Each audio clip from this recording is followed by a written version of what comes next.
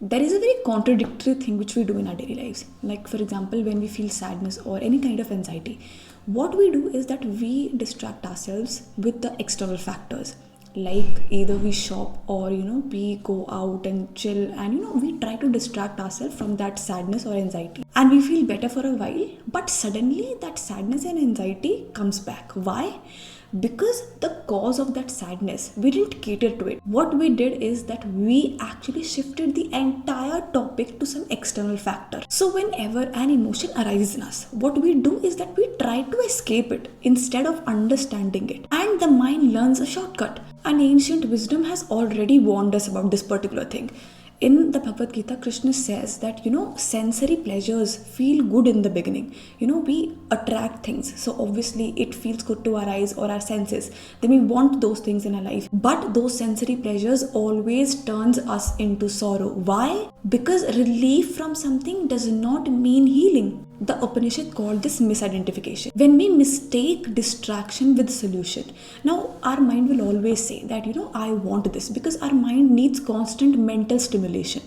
But your higher self, actually your deeper self, says that sit with me, listen to what I'm saying. So whenever something you feel internally, the solution can never be an external factor. For example, if you're feeling something from inside, then that solution has to come from inside. The problem will not be solved externally, because those external factors are just giving pleasure to your sensory objects.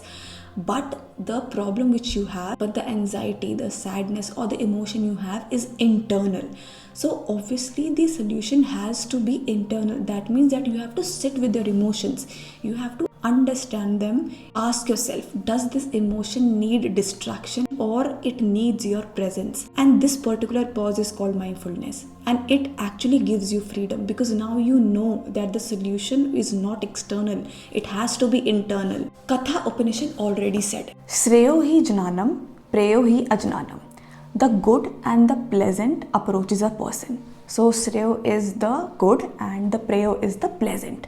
So it says that both of these approaches a person. Now the wise will choose good. That means he will choose Shreya. But the ignorant chooses the pleasant, which is Preyo. So the Upanishads clearly says that sufferings arise when you choose pleasant over meaningfulness. Because mind will choose Preya. Preya was the pleasant.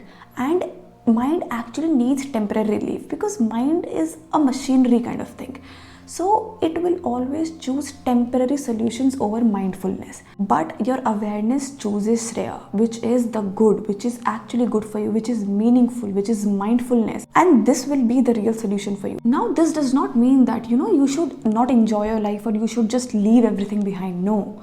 You have to understand it that the source of peace would not be the external factors.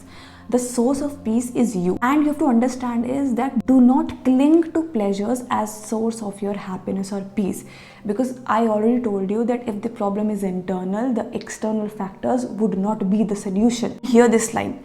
The Upanishad says that suffering repeats not because pleasure is wrong, but because we expect pleasure to heal what only awareness can. Always understand that whenever you feel something like this, understand the cause and then analyze that would that external distraction is the solution for it, or you have to actually understand what you're feeling.